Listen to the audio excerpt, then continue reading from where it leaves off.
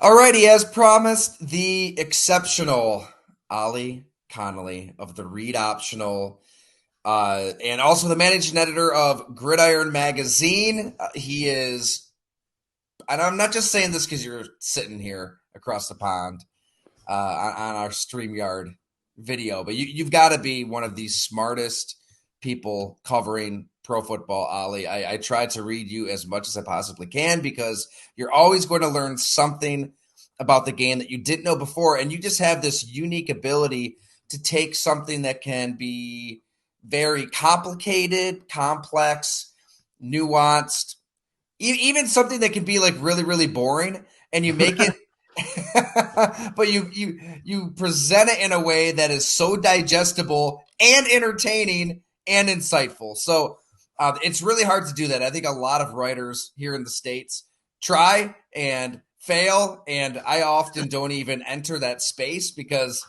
I cannot really dive into the X's and O's in the way that you do. So I encourage everybody out there to subscribe to the Read Optional on Substack. It will be worth your time, worth your money. It's unbelievable, but it's a pleasure to have you here, Ollie. Thanks so much for joining. Thank you. That's an incredible compliment. I try to just write with passion. I follow what I'm passionate about, which is the mechanics of how things are made and created. It's why I usually start with macro, like philosophy. Why are we doing this? Where does it fall in kind of the continuum of football? But the actual writing, which, as I was telling you when you were so kind to do my podcast last week, I'm obsessed with the writing, the rhythm of the writing. I will spend 12 hours in a dungeon to make sure the sentences are correct. And I really try to approach the scheme stuff, which, as you said, can be so dense and is so like an in-out club. It's like, look, I know I'm not as smart as a coach, right? I know that. I speak to these guys and they are infinitely smarter than I am on any single angle I could approach. And so I'm never trying to come for it from, aren't I clever, and keeping you out. I'm trying as much as possible to explain, holy shit, this is amazing. Look how amazing it is that someone thought this up. And I'm trying to deliver it with that kind of passion, which is why I'm fortunate without having an editor, I can spend 8 weeks writing about Bill O'Brien, which we'll get into, as opposed to having to churn out, 12 pieces a day on some nonsense.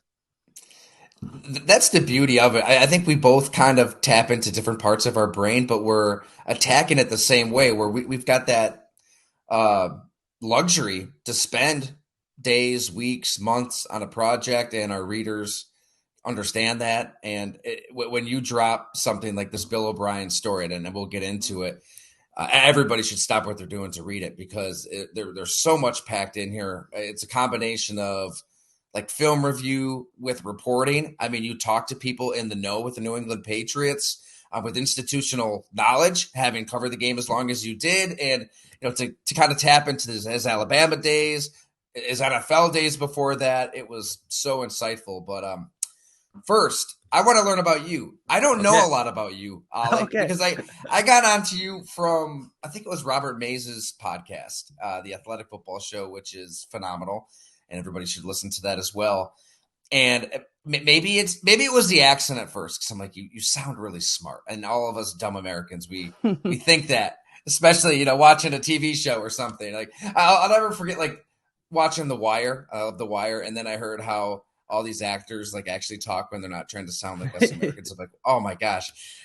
So that, but beyond that, you like you have this ability to present so much insight and information. It's compact, and I can't even remember what you and Robert were talking about, but I came away from that thinking, man, I got to read what this guy does. I have to listen to his insights more often. But I don't know anything about you. I don't even know where you live. I know you're not here in the States. But yeah, just where are you from, Ollie, and how did you get into football? Just kind of take us through the bio blast if you can. Yeah, the great origin story. I can do that. I'm good at this now. So my origin dates back to falling in love with the sport. Was traveling around with my dad when he was working, right? And his kind of general dad practice was to throw a stack of Sports Illustrateds at me, leave the hotel room for the day, and then say, "I'll see you at 5." So he would just leave me with this dumping of Sports Illustrateds, and I would go through them. I remember reading a really legendary piece that was about the quarterback who won a game on a broken leg. Okay, so I grew up in the UK and England, obviously. And this broke my brain that this was even a thing. One, that people played high school at a degree where you could have like 20,000 people in the stadium. Two, that a guy who was not that much older than me, I'm in high school at the time, would play a sport on a broken leg and not just cry, get in the ambulance, and never be seen from again, and just become a joke around the school, right? And that guy, that quarterback, played at Nice High School in Florida, and his name was Tim Tebow. And so I thought, I have to follow this man wherever he leads me, because I've never heard of a sporting enterprise like this before. And fortunately for me, he went on to have a legendary career at Florida, obviously, and then on into the NFL. So that's how I initially fell into loving the sport, was that wild backstory. In terms of writing and scouting and things like that, that just fell about from, I always loved how things worked, as I mentioned before. Like, no matter what I was loving at the time, and I at the time was writing my own newspaper, like a big loser in my bedroom. I had the OC Times, where I would write a news story every day. I did this every day. This is kind of tragic, right? Every day I'd write a news story with a headline. I'd find an image. Then I gave myself a column. So in the column daily, I would write a column about Liverpool Football Club or Formula One, and then eventually the NFL. And I took that online and started writing from there. And actually getting initially into X's and O's came about from Ted Sundquist, who was the GM at the Broncos, right? They won a bunch of games. They won Super Bowls together, and he found it. And this was my great superpower at the time. I was lucky when I fell into social media before it became like, the downfall of civilization, essentially. The being British was so unusual to people. They would invite me into rooms and spaces that someone else at the age of 17, 18 would never have the luxury of getting into, right? Ted Sundquist was not taking a massive interest outside of Brandon Thorne, who he also took under his wing at that time. He was not taking a massive interest in helping out 16, 17-year-old interns, essentially. But he took me under his wing because he was just confused by, why does he have this accent? Why is he so interested in the shotgun snap? It makes no sense to me. So then everything kind of just flowed on from there, of meeting scouts, people in college, and going into kind of the true scouting world before I kind of returned to writing and journalism. That's phenomenal. It even brings me back to my childhood. I did the same thing, here in Western New York. I grew up a Green Bay Packers fan, and I remember reading the Packer Report. And so I created my own publication for mom and dad, the Packer Weekly, and God, I might have started like fourth grade, fifth grade, and then, do my own little draft preview. And I sent it to the local sports editor here, Chuck Poligoli in Times Herald. And he said, "Hey, when you turn 16, we're going to get you an internship." And lo and behold, whatever it was, like 3-4 years later, I got a call from the Times Herald, and things took off. But it's crazy. I mean, really, it sounds, we can laugh about it, but I think that's how it starts for a lot of people. Because you really got to love it. Like, you really do have to have a genuine passion for football, writing about football, thinking about football. And that passion is probably going to start that young with the OC Times, as you said.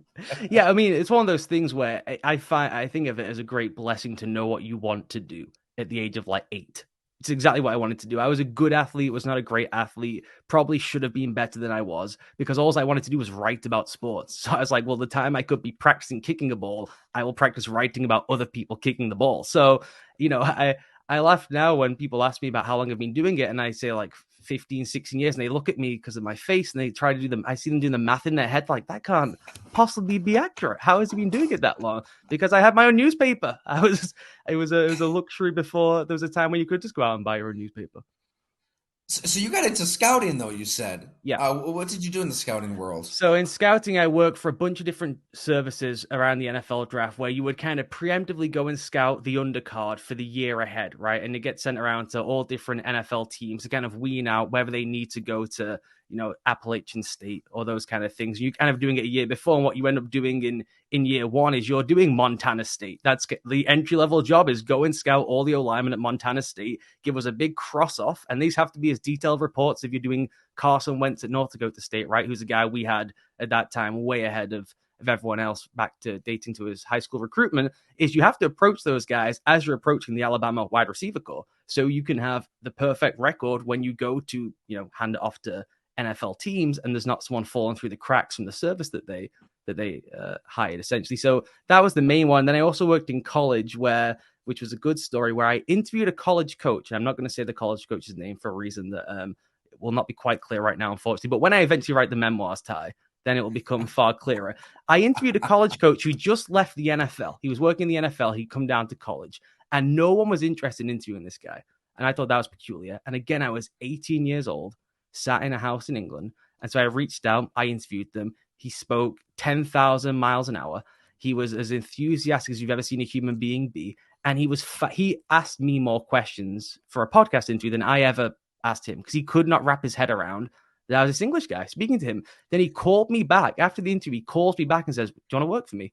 And I was like, "I would very much like to work for you." And so he brought me on to be, I believe it was called a research assistant.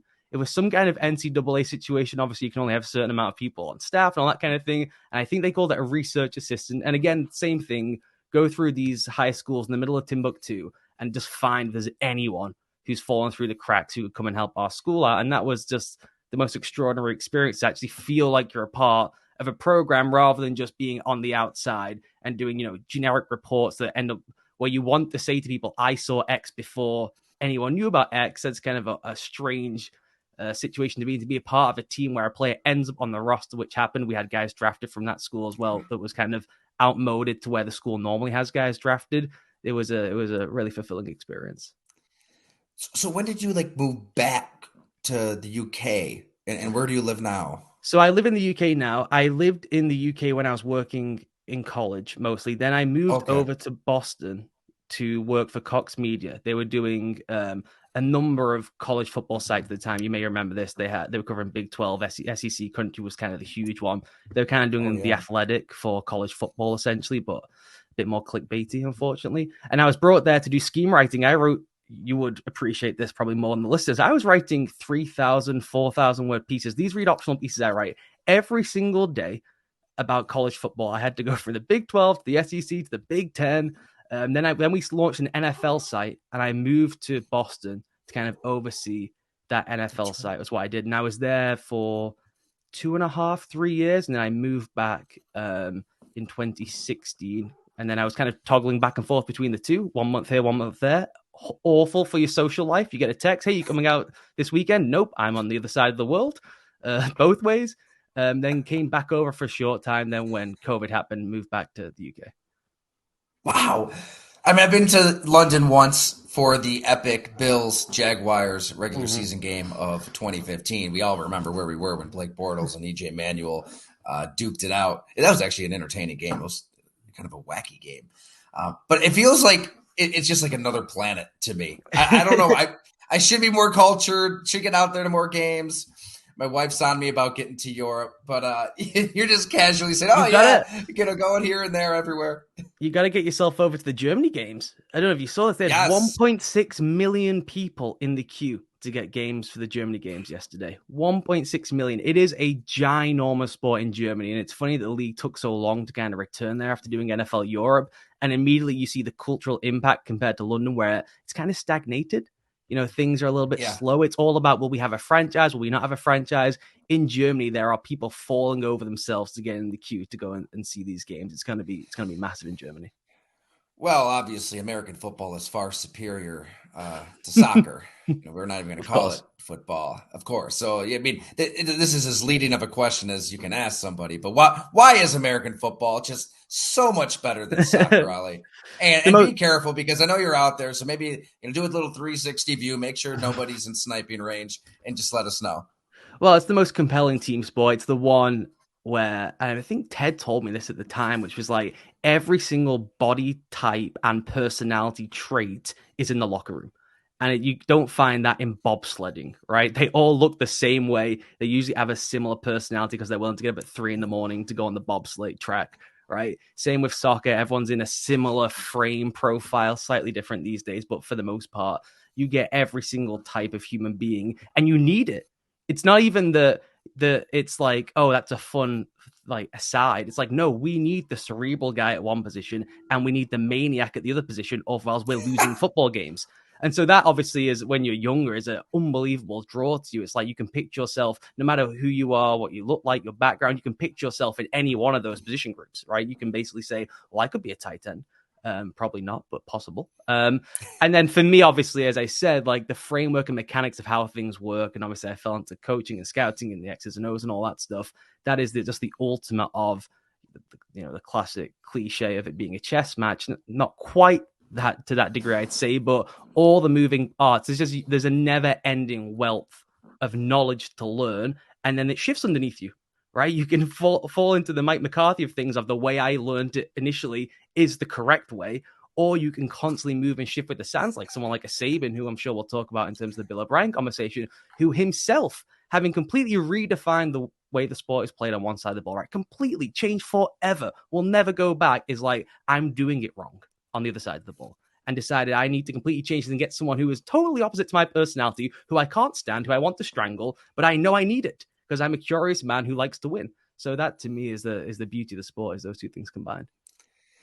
It seems like everybody in the maybe not everybody, but a lot of people in the UK, throughout Europe, they're warming up to this all. Even in my lifetime, forever, it just seemed like yeah, I would talk to somebody across the pond and they prefer soccer because it's nonstop, it's free flowing, and football was just American football was very strange because 3-4 seconds and then everything stops, Yeah. and then you wait, and then it starts up again. And I always took that element of the sport for granted because it's all I've ever known, and I love the chess match of it, everything that you just detailed so beautifully.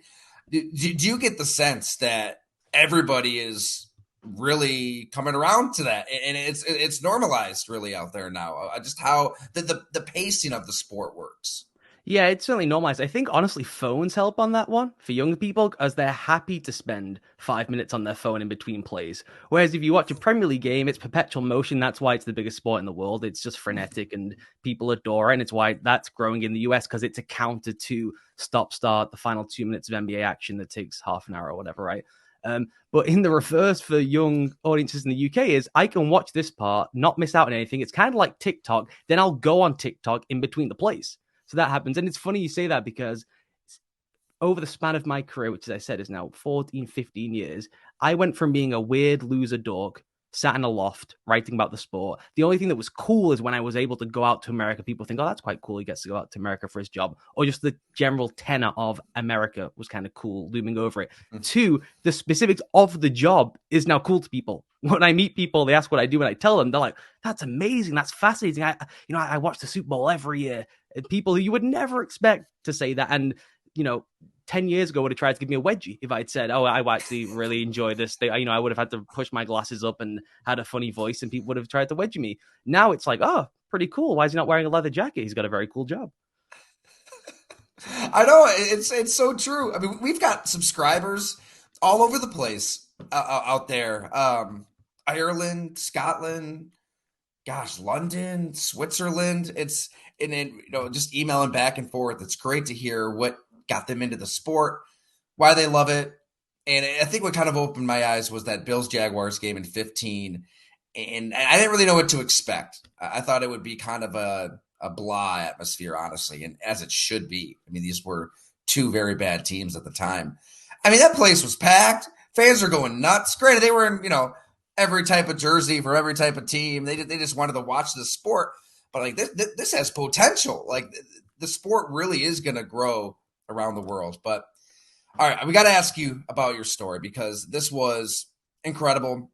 Again, it's at the Read Optional, right on Substack. What's your URL if people want to find it that way, Ollie? They can go to readoptional.com, I think. Yeah, they can go to the readoptional.substack.com, or they can just go to readoptional.com. Yeah, perfect. The title is, which Bill O'Brien did Bill Belichick hire? O'Brien returned to New England this offseason, but was he brought back for a 2011 redux or to push the Patriots into the future? I'm so glad. By the way, just a horrific title. Just an unbelievably bad title for such an excellent story. I can say myself, that was good work. I know that was good work. It took me months and months to write. I couldn't believe when I looked back on it the morning after that I crushed myself with my own lazy title. I don't think people realize too, like writers at publications don't write their headlines. So upon taking over our own companies, we're entrusted with writing our own headlines. It can be a little daunting, and you do have to get people in there. Yeah, I like it. I think that's a good headline. I think it gets the job done. it's a great like magazine feature title, and it's got if it had like cool artwork and stuff, people are like, oh, it's kind of interesting. It's a bit arty to sell a story. Every single reply online was just like, are there more than one? Is there more than one? Just confused. The one with the dimple chin was a huge reply I got, and all my smart takeaways from X's and O's were kind of lost in the wash. Hey, they got in there and they read it. And I just first, what made you want to explore the Patriots? Because we've heard so much about Aaron Rodgers going to the New York Jets. There's all sorts of drama with these Buffalo Bills with Stephon Diggs right now. Miami's in the news for one reason or another, even if it's Tua Tagovailoa and all of his concussions. The Patriots, right? One of the sport's true dynasties with the greatest coach of all time. I feel like, maybe I'm wrong, I feel like people aren't really talking about them at all. This is really the first in-depth story I've read in months on the team, and what got you into wanting to explore what's happening out there?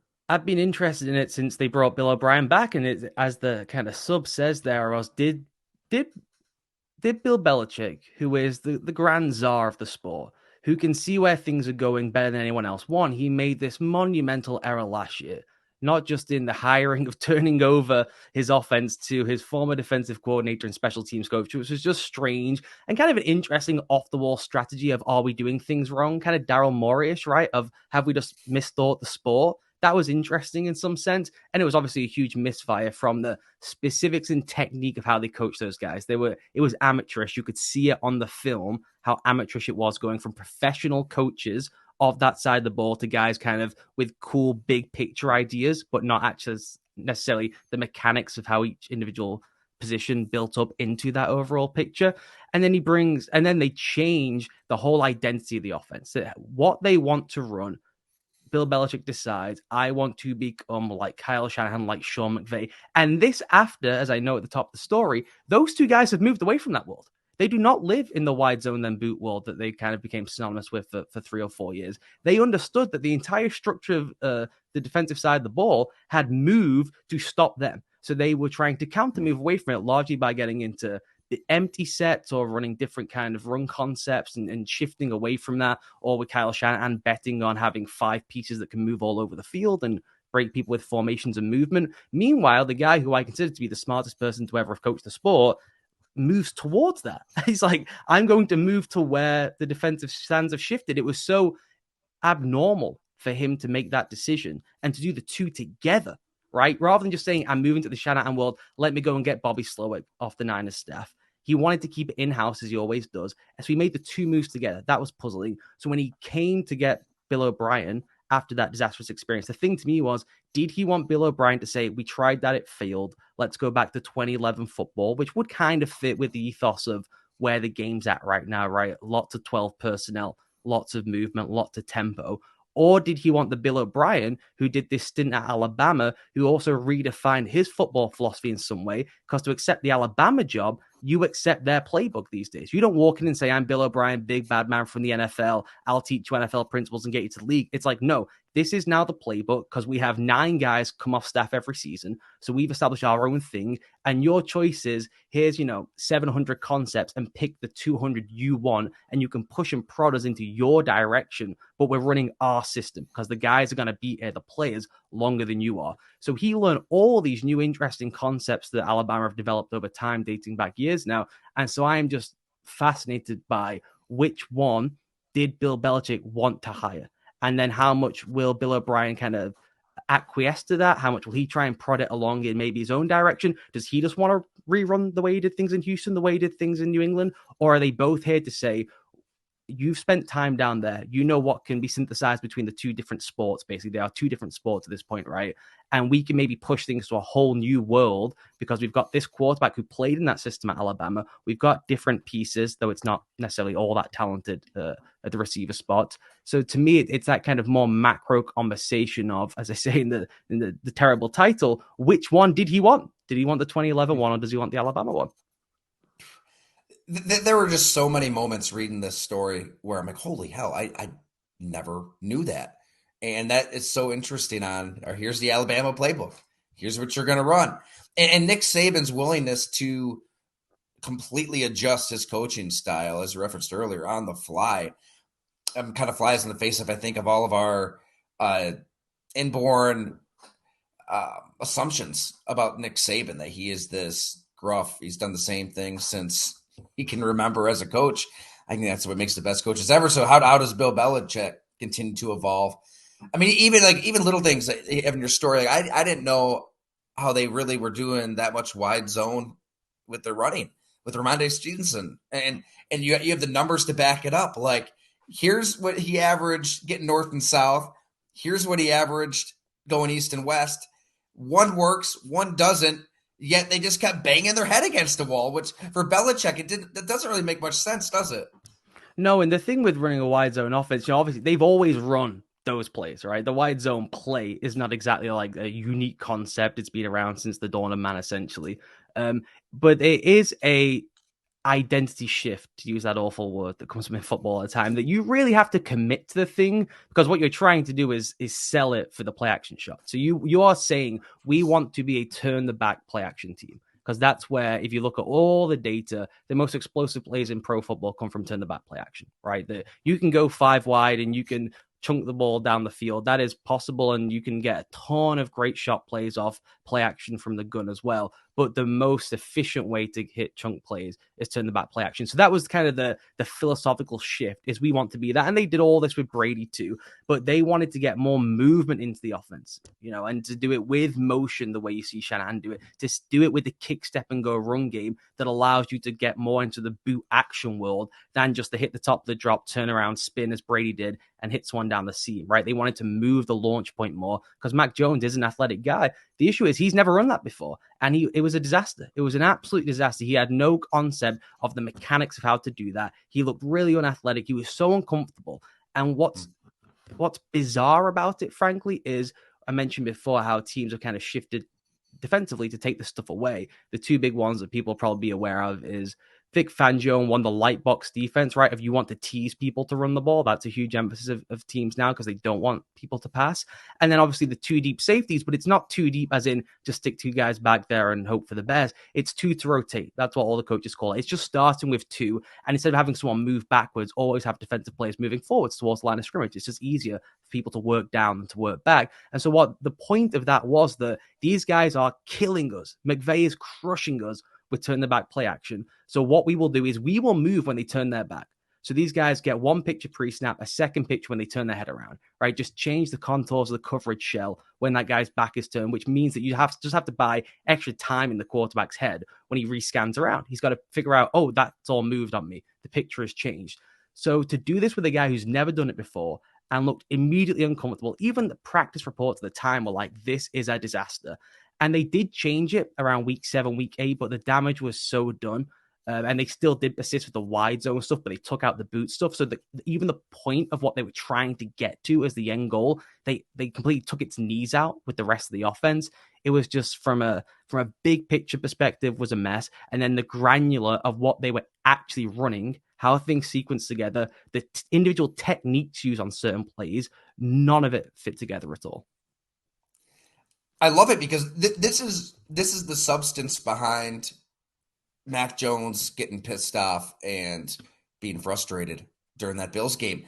I think we see stuff like that and we wonder, okay, he's mad, things aren't working, but why? Why is it not working? You're going to learn the why in this story, and you just laid it out perfectly there. And you understand his frustration. Yeah, it's really important because the big picture of what they were running, they had all the best practice stuff in their playbook, right? If you just saw the playbook, people think Matt Patricia's a dum-dum or whatever. Why did he get that job? If you just looked at the playbook or charted out the plays in any given game, you'd say, well, those are all the correct plays, right? Now, running them in the right order is one thing, but it is the small granular stuff. Remember, this guy came from, as I detail in the piece, this RPO-centric deep breaking option offense at Alabama, right? So he knows how the RPO stuff they put into that playbook, which was the wrong style for him, by the way, which is more horizontal based than vertical as it is at Alabama. He knows that this is easier for me if the running back's in this certain spot, right? If the running back is at the exchange point side, I have to bend my arm around him. If he's on the other side, it's cleaner, right? There's no one in front of me. I can throw the ball flat and get it out quickly. So when that stuff goes wrong and gets corrupted, or the timing's wrong because it's taking too long for pro football compared to college football, the frustration is, I know we're doing this wrong. The play is fine. Running any kind of stretch with a bubble tag is good offense, right? Everyone in the world has that in their playbook. So that's fine. And Patricia's point is, this stuff is fine. This is the right stuff to run in the modern game. He's saying, no, the specifics and mechanics of how we get to it are completely wrong. I would like a professional in, please, who knows what he's doing. Makes you appreciate the Brian Dables of the world, who can take all of these really good plays, all of these really good concepts, but then synchronize them in an order that has a little flow to it and some unpredictability, and wins. And he did it with the talent he had with the Giants. I want to read part of your story here, because I was cooking a steak last night and rereading your piece, and this still makes me laugh. This is so good. And it kind of brings me back to the one time I met Bill O'Brien for Deshaun Watson's story. And he was rough around the edges. It was a good conversation. Learned a little bit about Watson at the time, O'Brien, but I can kind of see where you're getting at with this. This is from Ollie. O'Brien's shock and awe style of coaching will not be for everyone. It should mesh with Jones. He brings instant credibility and has the teaching chops to dive into any aspect of his offensive philosophy with precision. Belichick did not move from a 100-mile-an-hour man to a Zen-like philosophizer. He went from one asshole to another. Only this one has the clout to earn buy-in from his players. Patricia's strange view of braggadocio, inspiration, and insecurity was never going to work for a team looking to refresh the main target point of its run game and the play-action shots that flow from it. Patricia is distant and cranky. O'Brien is an in-your-face, is an in-your-jersey crank. So beautifully written. Thank you. So what did you learn about Bill O'Brien as a person? I mean, what kind of guy really is he behind the scenes? Yeah, I think the thing with Bill O'Brien that's interesting is he does have this kind of detached persona, I think, because of how things ended in Houston, right? That he wanted to be GM. He kind of removed himself from the day-to-day operation more in terms of involvement in the offense. He traded away guys he had personal issues with who were so much better than the players that he was trying to replace them with. It was just an absurd kind of team-building notion. And so I think that's kind of clouded the reputation when he really is a build from the ground up, make sure everything clicks as one type guy and that all the concepts have a point. And he's got a very, very specific doctrine of offense, but he's been open to changing from that, which I don't think is necessarily the perception of him. I think it's that he's a my way or the highway type guy. Now he is in what we're doing. The point of today's practice is X. You are professionals. We need to be at, this end point by the end of practice. So I am going to get in your face and explain how I want this done. So at the end of practice, we are on track and on schedule, right? And so that has a certain connotation, a certain reputation, which is that he's, as I said, cranky and an asshole, which I think if you poll players, they would say yes. But the reward and the excellence that flows from it is because it's at least got that undergirding of he knows what he's doing, he knows what he wants, and he knows how it all fits together. But he does have with that the malleability to say, we need to adjust and move these concepts, the whole style of the offense with where the sport's going and with what my roster is, which is a big thing with him, is he is not so doctrinaire as other coaches say, we must do these 10 concepts no matter what. That's what I believe in. It's that this is kind of the general profile of offense I want. Throw the ball on first down, 50% in empty formations, which is an astronomical figure in the NFL. It's ticking up slowly in the NFL. Most offenses now, about 10% of it's from empty. He's been at 15% forever, right? So he's always said, this is what I believe in, but he will adjust the specific concepts to the roster. I think Mac Jones will take all of the crankiness, all of the ass holiness that Bill O'Brien can throw at him if the offense is more conducive to his skill set. And I think you had the number in your story where the Patriots ran 2 downfield RPOs last year. Two ever with Mac Jones. And he's a two down ever. Ever. Wow. In his entire time in New England. Is accurate down the field. I mean, that was his thing at Alabama. Yeah, Alabama, his 2 things were driving the ball deep. Just just deep accuracy in general. And he still is an extraordinary deep ball thrower. He's incredibly talented, the touch, the drive, the accuracy, all that stuff. He has it down the field. That's the one thing you can never say against him. Now he's got all kinds of other issues, all right, which I also detail in the story. This is not to say that there's a hidden Brett Favre hiding in Atlanta waiting to come out, right? That's not the point of the story at all. What I'm saying is, as an organization, they've let him down in terms of saying, we're bringing a guy in whose best two traits are being the trigger man on RPOs, making really quick decisions, then driving with accuracy down the field, right? At Alabama, they have this certain, they have a style of offense where everything is option based, right? Option in the route tree, option in the RPO, option in the run game. Everything has to have an answer post snap.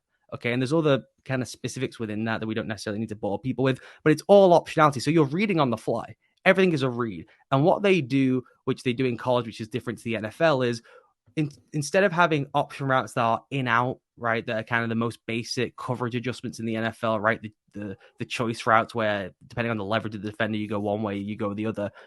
They give you a 360 optionality map, and it is run to grass. We have the best athletes in the country. Run to space. The quarterback will find you. And what makes that so tough compared to the NFL, where you see an NFL play and it'll have 4 options on the playbook, right, for one receiver, which is based on coverage, on the coverage shell, right? Usually pre-snap, sometimes in the league post-snap, which means that depending on how the coverage rolls out, everyone will still be in the right spot. Right? If it's 3 versus 4 versus 2, everyone should know it still all fits together because it's been preordained by the coaching staff, essentially, right? It's just the play adjusting on the fly to the coverage shell. At Alabama, it's like run to space.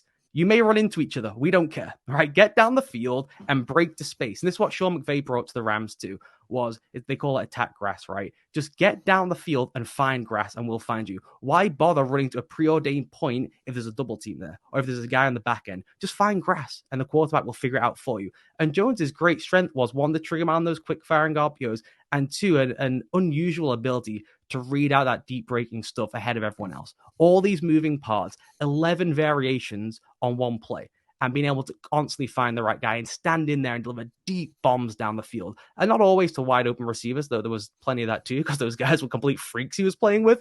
But that is not a usual trait. So for me, as just a coach and a scout, it's like, why, when that guy comes to lead, then would you not say, well, 2 things we need in our offense are quick firing RPOs to get this guy comfortable, and then let's build in these deep breaking varied options like McVay has done, because these are his 2 strongest assets. Instead, they ran none of them. No deep breaking options. As I said, 2 vertical RPOs the entire time he's been in New England, 2. So they just took his 2 main assets and said, you figure it out. Play Brady-esque in year 1, where he was okay with very minimal help. And then year 2, in fact, we're moving entirely away from an offense that even looks like anything you've ever thrown in before. And we're going to change the whole offense to a way that doesn't suit your skills. So say like they put in the perfect offense for Mac Jones. All of the stuff that you're describing. Mm-hmm. Can Devontae Parker, Kendrick Bourne, Juju Smith-Schuster, Tyquan Thornton, Hunter Henry, I mean, are these receivers that can attack grass and get open to take advantage of what Mac Jones does best? That stuff is so hard. You know, I say in there's tons of players who prefer A to B. Tell me where to be, tell me the timing, and I'll get there. Right? You had in your Zay Jones story when he was explaining that the Gruden's preferred route, right? That he just repped that non-stop with Derek Carr because he knew that was kind of Gruden's go-to route. So, and that will have within it a certain timing. He'll maybe add in a head fake. You know, he'll do his own little idiosyncrasies to make sure that route comes open. That is what most offenses in the NFL, because it's so fast, right? And everything is rhythm and timing based. So it is really hard to plug into the league anyway.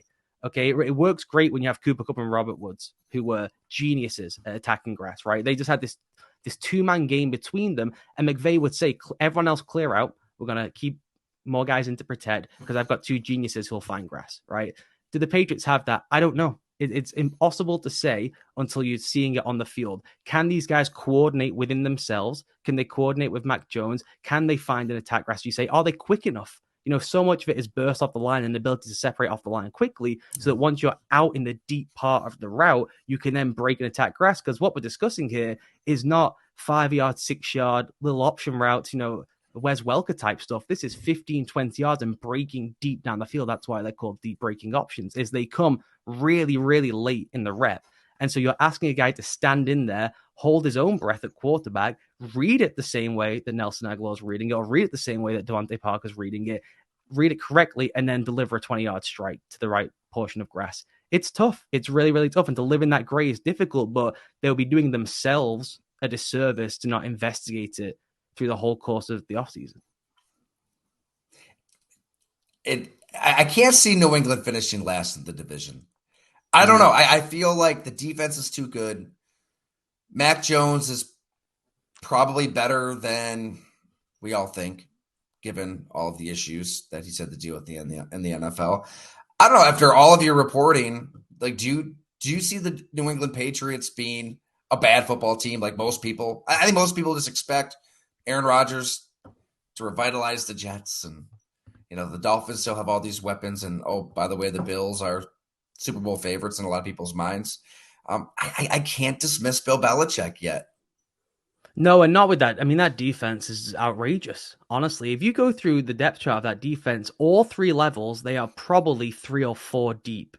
And they are 3 or 4 deep with every single body type you would ever want. If you're just drawing up an ideal defense, they got it for the modern game, right? They can play in dime the entire time. They can get big. They can play small. They have obviously every single coverage possibility in the book because of Bill Belichick. And then they go and land themselves the one piece they were missing, which is Christian Gonzalez, where they can get even more extravagant with the coverage principles, which is what they were missing last year when they were also excellent.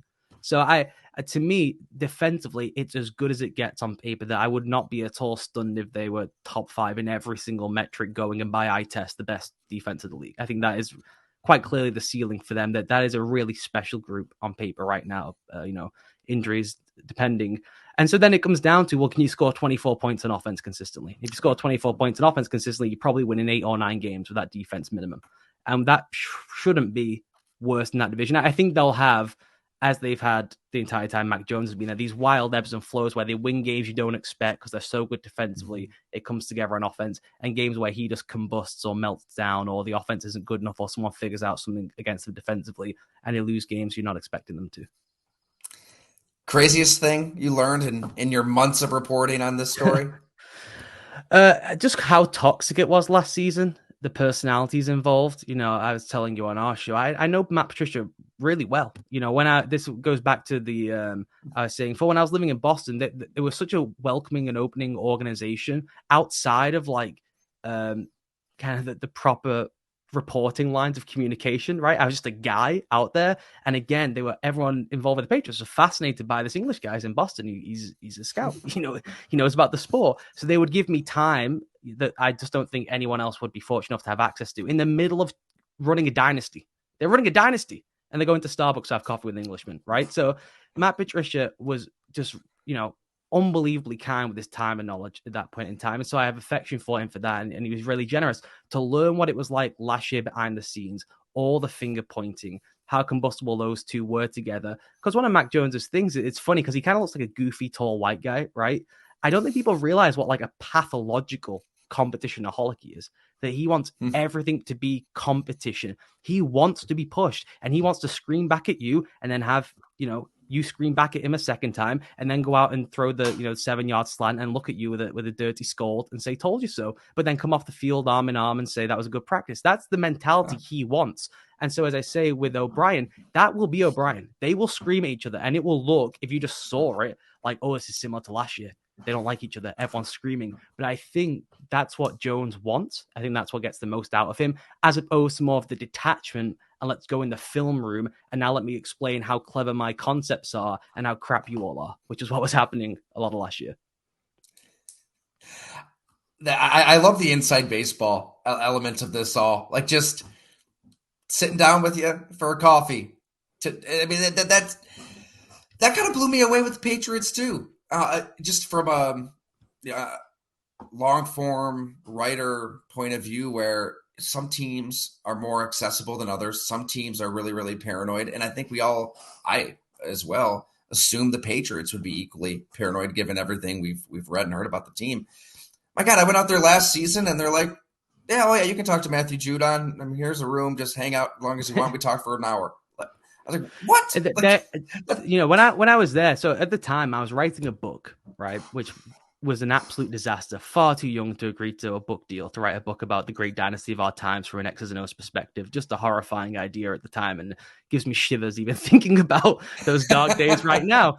But the sense from everyone around the building was, if you're talking about football, we have all day. We love football. These are footballaholics. We have no time for the word narrative.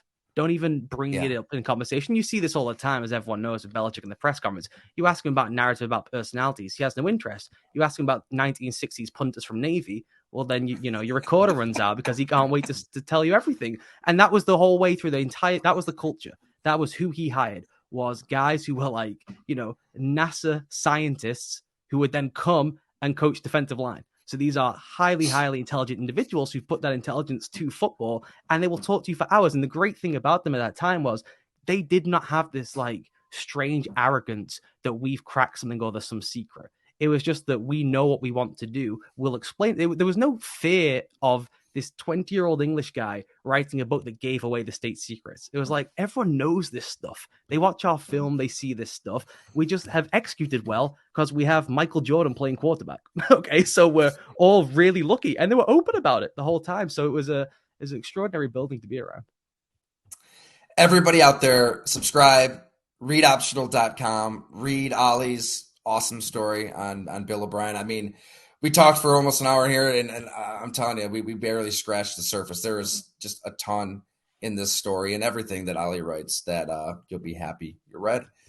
Thanks so much for hanging out, Ollie. I don't even know the time zone differences. What time is it out there right now? It is currently 1:00 in the afternoon right now. Beautiful. Is it weird? Like, we're so like narcissistic, I guess, in the Eastern time zone. We just expect everybody to abide by our time zone. Well, especially with covered American football, you're probably always having to do the same to the extreme. Yeah, one of my great weirdnesses that people find me peculiar for is that I live on East Coast time for the majority of the year. Even when I live here, I just live on East Coast time. There's about a month and a half of the year, which is right now in the summer when it's the dead period, where I switch back for a month so that, my wife doesn't look at me too strangely. But for the rest of the year, I just live on East Coast time. So when someone says 7, 8 to me, I'm like, yeah, that's 7 or 8. I know when we were DMing back and forth, you were so nonchalant about it, and I felt, gosh, should I make sure we're talking Eastern Standard Time here? And it's like, oh, you just assume that's what we're talking about. Well, this was great. Thanks so much for taking all this time, Ollie, and let's do it again soon. Thanks for having me. Talk to you soon.